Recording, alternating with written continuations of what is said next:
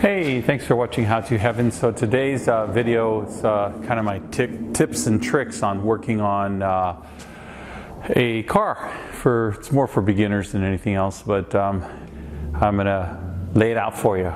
Some tips and tricks. Before I get to that, quick question. Do you guys have favorite shirts that you wear all the time? You know, like maybe they shouldn't be worn, but you do?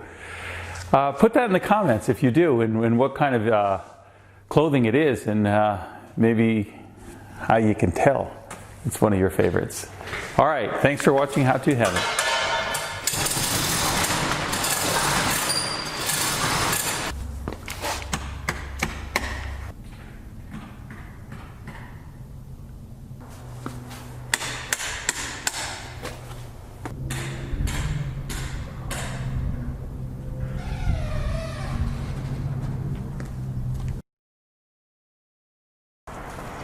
Hey, how's it going, How to Heaven viewers? So today I'm working on a 2003 Toyota Tundra with the bulletproof 4.7 liter V8. Now, I'm doing a timing belt water pump, I'm doing the tensioners, the pulleys, thermostat, just a lot of stuff.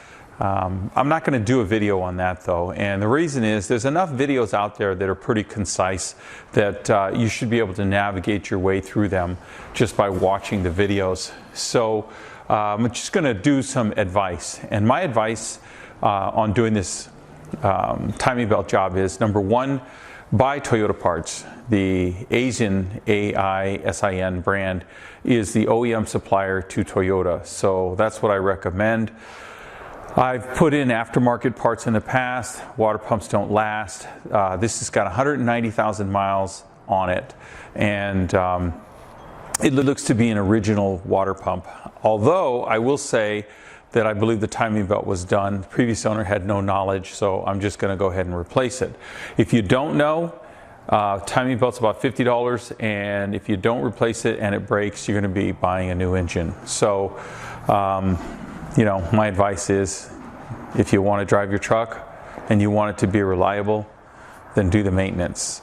So let me show you some stuff and give you a few tips and tricks to doing this job, because there are some SSTs, special service tools, that are recommended by the manual. I don't think that they're necessary. There's ways around them, and I'm going to show you how.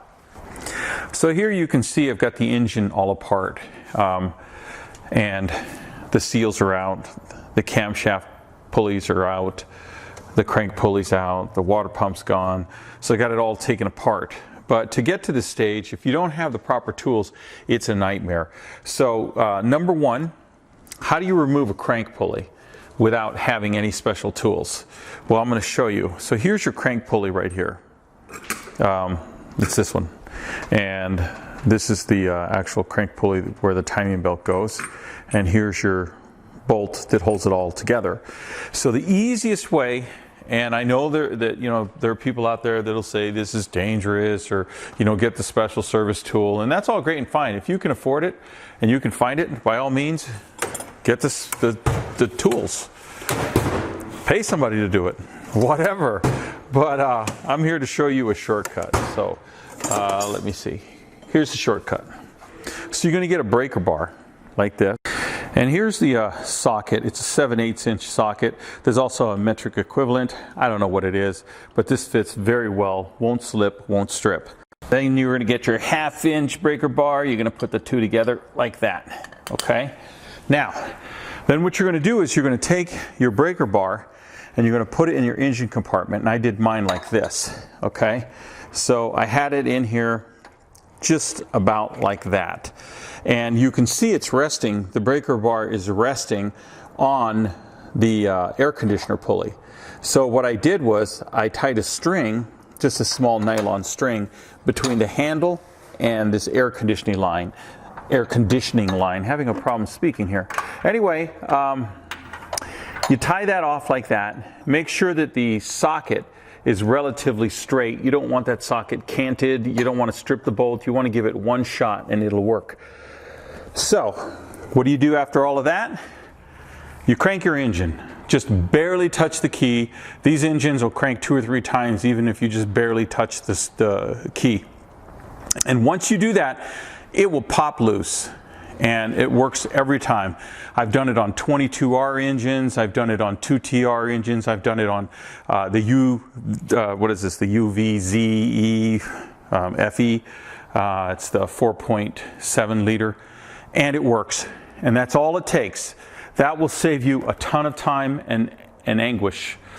Okay, that's number one. Number two, when you're getting into this, you got to do the water pump. The water pump is behind the timing belt. So just go ahead and do it, whether you need it or not. So how do you tell when your water pump is going? Well, there's such a thing as a weep hole. So if you newbies don't know what a weep hole is, there is a water pump. And on a standard water pump, like on a Chevy or a Ford, there's a little hole right here. And it seems kind of odd, but what's the hole for? Well, when your bearings go, this will start to wobble. And this is where your pulley or your belt spins, and the water pump is on the back side. And there's the water pump. So when this starts to wobble, that weep hole will do exactly what it says. It will weep, and you'll start to get a drop of antifreeze. So if you see antifreeze on your floor of your garage, you know you got an upcoming water pump issue. But you just look up here with a flashlight at the weep hole, and you'll see that there's antifreeze. And even a little bit of antifreeze means this bearing is wearing, and it's time to think about and plan for a water pump. Now, on the Toyota 4.7 V8, there's no weep hole. So what's the deal? Well, here's how you can tell. If you look right there, this right here, this molding, what that is that's a channel, and it comes down here, and lo and behold, that's your weep hole, okay? And look at this one. It's full of corrosion and crud that's dried on there. That tells me that there is enough of a leak right here in this bearing. There's enough of a play, and the bearing feels great, but you can feel just the tiniest bit of play. And what's happening is the water is coming off of that bearing over to here, and it starts to weep. And you see this little area right here? Well, there's your seal. So this area here, there is no seal, and water is supposed to come out from it, and that's to warn you and tell you, hey, you got an upcoming water pump job. So on the 4.7 on the block, right, and I'll show you, right there is where it's going to weep. It's going to weep from there and drip down off your block. So if you've got some water dripping down and you don't really know where it's from, chances are it's your weep hole, and it's time to replace that water pump. All right, next tidbit, taking these cam pulleys off. And Toyota is notorious for putting these babies on really tight. I did a 4Runner. It was a 95 4Runner with a 3-point slow engine in it, and getting these off was a nightmare. What you need is a tool called a pin wrench, special tool. So how do you get around it? So let me show you how you get around it. This is a little thing that I made out of some scrap steel. So I had some scrap plate steel, and I did these little pins right here, and these are 1/2-inch wrought iron, and they stick out, and then I notched it so my wrench can go right there. And on the back, I reinforced it because it was on so tight I was afraid that this piece of metal was going to just twist. So I welded the 1/2-inch all the way around, and you can see how I welded it on both sides all the way around. And what this does is this tool will go into your pulley. So here's the pulley on the passenger side, and what you'll do is you'll put this tool in like this. Then you put your socket and once again your breaker bar, and you're going to torque on it, and the pulley's going to want to spin, but it hits the pin right there and there, and it will not spin. But I got to tell you, a breaker bar is not enough because there's some monster torque on this. So what I ended up doing was I made sure that the special tool that I made was lodged in the engine compartment. Now I lodged it right up here against the neck of this filler neck, upper radiator hose. And so that was where I did it. And then what you do is you'll get your breaker bar and you'll put your breaker bar on here, but you won't get enough torque. So I use this as a torque multiplier. This is basically the back half of my Harbor Freight jack. And it's aluminum. Well, it's not aluminum, looks aluminum, but it's actually steel. And it's got a little pin there. So what I did was I put it on here like this. Okay, now remember, this is pinned up against that upper radiator hose. And now what you do is you get that, and if you try to just pull, you're never going to break it free. So what you have to do is almost a rocking action like this, because it's going to want to bend a little. You do that and you're going to hear a sudden crack, and that means that you broke the bolt loose. So that's how you get off your cam pulleys. Now on the other side, similar situation.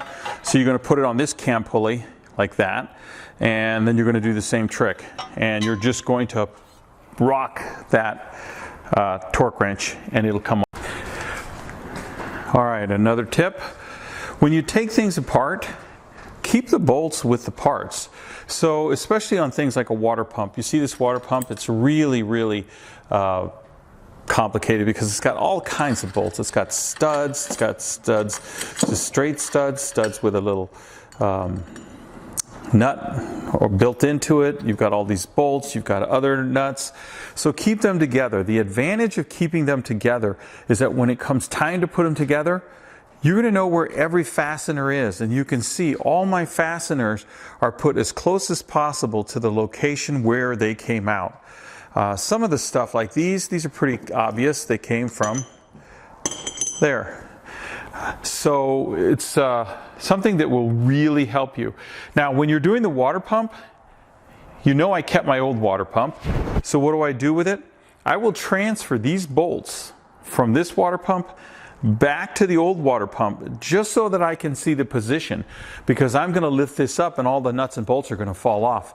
And then that way I know exactly where they go because I've got a model over there. Another tip is cardboard boxes. They're a great thing. If you're doing a bunch of bolts on a water pump, draw a water pump on a cardboard box and stick the bolts right through. That will help you remember where they're going to go. And the other thing is when you're doing things like rocker arms, get an egg carton. An egg carton is a great way to keep your rocker arms, especially when you have multiple pieces that are all the same. Egg cartons work great for that. Okay, so let's talk seals. These are the camshaft seals, and how do you get them out? Well, there's two ways. There's probably more than two ways. And what you're going to do is you're going to, and what I did was I took this tool right here. I found this in an engine compartment one time. A lot of mechanics leave their tools in the engine compartment as opposed to their toolbox. And I can't tell you how many tools I found in engine compartments. This is one. I found a distributor wrench. I found screwdrivers, offset screwdrivers, you name it. Allen head, Allen wrenches. Anyway, so I really like this tool. This is a great tool to have. Now, you're going to use this tool in a couple of places. The first place is on your radiator hose. So anytime you're taking a hose off and it's stuck, and I mean stuck, it won't go, what you're going to do is you're going to get this tool out, because this tool will break it free every time. And what you're going to do is you just take it in like this and you put it into the hose, and then you just go around. That breaks the seal between whatever pipe you're working on and the hose. It works for radiator hoses going around here. It works for vacuum hoses. So remember, if you're ever taking a hose off, it doesn't matter what the application, twist it. If you can twist it, it's coming off. All right. Now, what are you going to do with this tool? Well, I stuck it between the camshaft and the seal, and you just work it in there, and then you get it all the way in like this. Once you work it in there, you can then pull the seal out. So I used it on this, that one, and down there, and it works like a charm. Now, the other thing that you can do is, in this particular case, is if you want to splurge, there's a tool, and I'll show you what it looks like.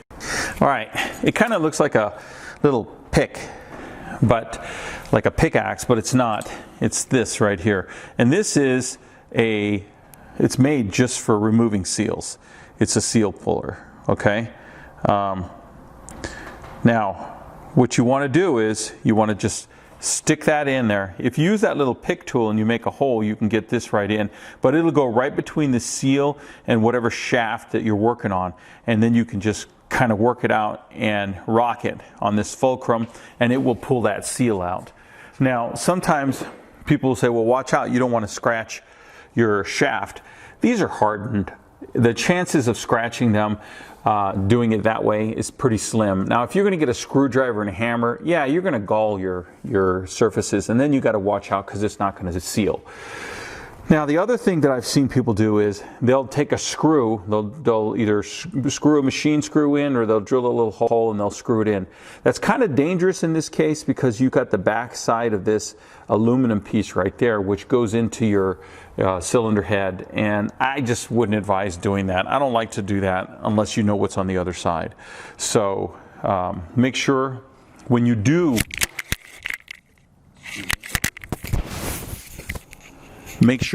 seals that you work your tool in gently, not with a hammer, and get that seal removed. Okay, now, last tip I have for you newbies is this.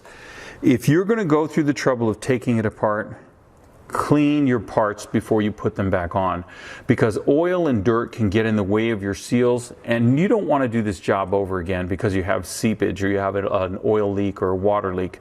So clean your surfaces up. And what you want to do is you can use a single edge razor on these surfaces and go at a 90-degree angle and scrape up. If you've got silicone or anything like that, you can go at a 45-degree angle and pull it up and then get the silicone off. But you've got to keep it clean. If you don't clean it, you really shouldn't be working on it, because it's just not worth the time and effort to tear something down and then put it all together when it's dirty. So before you do your sealing surfaces, one last tip: paint thinner. I always use paint thinner on my sealing surfaces. You wipe it down, you let it evaporate, and it makes for a really, really clean surface. Now, on this particular engine, they have a gasket right here, and you can see it's got a rubber seal on it already, and that's straight from Toyota. So if you do that, you don't have to worry about putting silicone or any kind of Permatex or anything like that. This seal is made to seal with zero other additives. You just put this on, torque it down, and it will seal. That's how the factory did it, and like I said, this car has 190,000 miles on it. Just mimic the factory and you can't go wrong. And here's my other parts, and I'm just going to give you a quick tour here. Here's all the parts. They've all been cleaned, taken apart, every nut, every bolt, both sides of every cover. You just scrub it in water. Even these pulleys, they're all cleaned up. You just don't want to put dirt back together. Now, last tip is, what do you do with your old parts? And you can see on the table my old parts. And I've got the timing belt and the serpentine belt in the backyard. And the reason for that is, when you're putting your parts together, your vehicle together, every once in a while you'll get a bad part, a wrong part, something that doesn't match up. And how are you going to know if it doesn't match up if you don't have the parts? It's going to be tough. So save your old parts, and then you can match them up, and then you can throw them out when you're done. This is the tensioner, and that way you can diagnose it if for some reason you put it together and it's doing something quirky and you're having a hard time figuring it out. I like to keep my parts for about 2 weeks. I know that seems a little excessive, but after I put something together, I keep it for 2 weeks and then just make sure there's no leaks, that it runs fine, no vibrations, no sounds, and then you can just throw them out, recycle them, you know, throw the metal in a scrapyard, whatever you want to do. Thanks for watching How to Heaven. And remember, when it comes to special service tools, there's a workaround that can work. Ingenuity works. All right. Thanks for watching How to Heaven. Bye-bye.